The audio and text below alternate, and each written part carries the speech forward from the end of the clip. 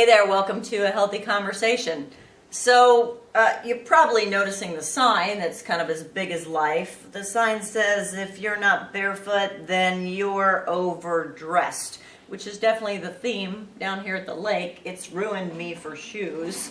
Or a lack of them down here. That's true. And ruining me for shoes is kind of a big deal. You have to know I kind of like my shoes. Just a little bit. Just a little bit. And down here I'm in flip-flops or I'm barefooted. And if you come share time with us here, you're pretty much without, actually everybody's pretty much without shoes down here.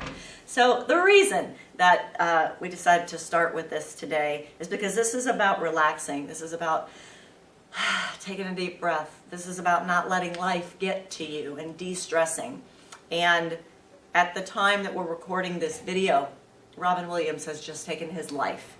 And it's really kind of surreal how it's affected people, right? We feel like we lost a friend. Well, within a half hour of his death, 100 million people knew about it. So, I mean, that's how he touched everybody's life. And there's, what, 300 million people in the so country. A third of the people third knew of our about nation. It within a half hour. We're talking about Robin Williams taking his own life. My son sent me a text. We were sitting having dinner at home, and my son sent me a text, and it was a shock. Robin Williams killed himself, Mom. And I turned to John and I said, "Oh my gosh, do you know about this?"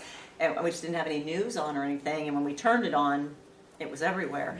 And again, I think we feel like we lost a friend because he was so full of life and he gave life, even in interviews. And people said behind the scenes, he was still just kind of like that funny guy, that very giving to everybody. And a philanthropist for sure, and diverse. You were talking about not only did he make people laugh, but he made people feel. Goodwill Hunting and Dead Poets Society. And just the reason that we're talking so much about Robin Williams is, well, for two reasons. One, we want to share some information with you today about depression. And two, because many of us are touched intimately, directly, or at least indirectly by suicide. We've lost a personal family member to taking their own life. And we know that's probably been the case in your life as well. So certainly you need to know how to look for those signs. But the thing is, the fact is, we all deal with situational depression, all of us. And many of us deal with something to the degree of clinical depression. So today we want to talk about how you can handle that. First, we want to talk about something that can bring depression on that you may not even be aware of. And you're the one that told me about heart surgery.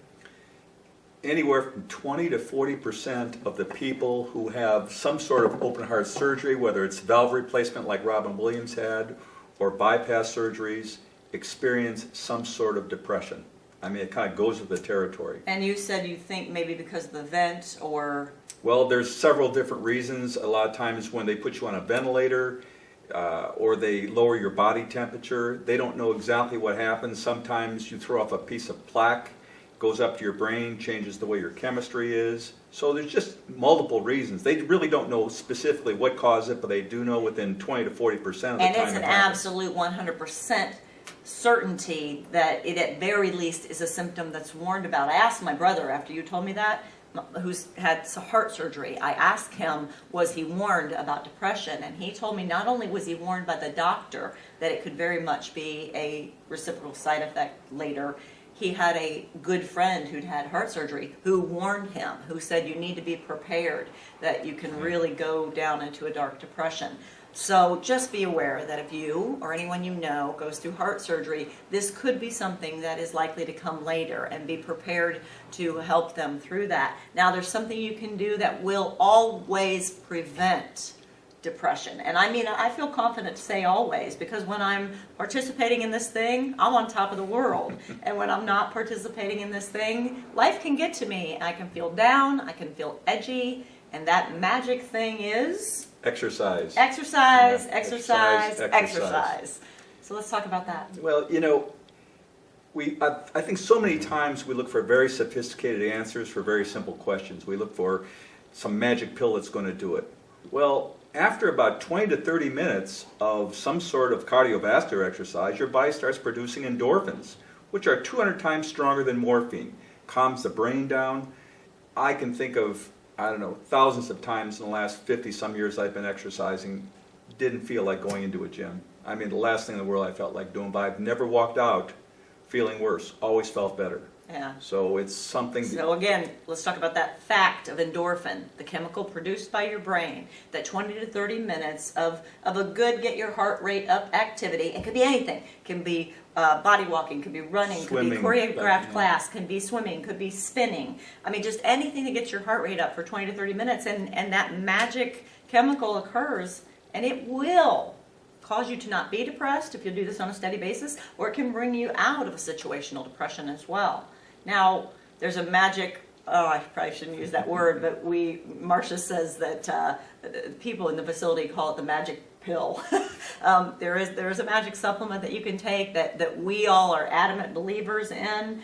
When someone who I care about comes to me and says, you know, I'm anxious or I'm feeling sad or depressed, I always say, are you taking your Relora? Relora, Yeah. Relora, R-E-L-O-R-A, Relora. Let's talk about that. Well, Relora is the magnolia herb, and very simply, it's one of those herbs that takes the edge off. One of the things I hear all the time from my customers is, I don't feel as anxious. I feel calm, but it doesn't zone you out. It doesn't make you feel like you don't know what your name is, which is what a lot of the antidepressants do. Some people have called Relora the natural Prozac, because it just makes you feel calm. It just makes you feel even. Takes the edge off. Yeah, well, you just deal with things. I had somebody tell me literally 2 days ago, she's found out something absolutely horrific, that her son may be addicted to heroin, which is a whole other episode because it's rampant. But she said, I was just beside myself, and I began using Relora just a couple times a day. And she said, I woke up one day and realized, Donna, I'm more at peace with how I'm handling everything. The situation's not resolved, but because she's taken Relora. I mean, this stuff is powerful stuff. It's good stuff. It really is. So today's episode had kind of a lot of deep meaning. Very important to us, very personal to us, and hopefully something that spoke to you, because we know we all, 100% of us, go through some situational depression. And by the way, if this has spoken to you and Relora seems like something that makes sense for you, you can stop into Total Solution if you're local to Lima and tell us that you heard about Relora on A Healthy Conversation. You do need to mention A Healthy Conversation, please, and we'll give you 10% off on that. Or if you're not local to us, go to DonnaKretchStore.com. Put in the code AHC for A Healthy Conversation, and you will be given 10% off on Relora. Now get out there and exercise. You know, it's a beautiful day. I'm kind of going to ask you right now if we maybe could go a nice long walk. Nice long hard run walk, get our heart rate up, and kind of spend some time together too, because I kind of like spending time with you. So, all right, next week I'm going to talk to you about something else that can be causing some depression type symptoms, and that's hormone imbalance. So next week we're going to talk about how to find out if you've got a hormone imbalance or not. We'll see you next week.